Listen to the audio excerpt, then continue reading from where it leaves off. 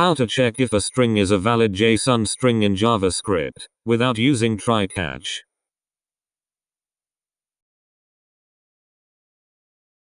Something like this. var JSON string equals valid JSON. Is JSON string should be true. Foo should be false. Invalid JSON should be false. The solution should not contain try-catch. Some of us turn on break on all errors and they don't like the debugger breaking on those invalid JSON strings.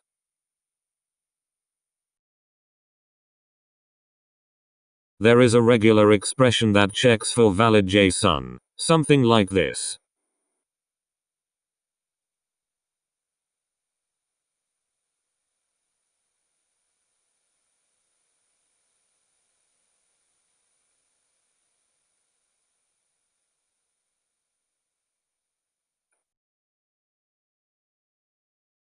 Thanks for watching. Subscribe to learn JavaScript. We have a number of awesome tutorials in the works.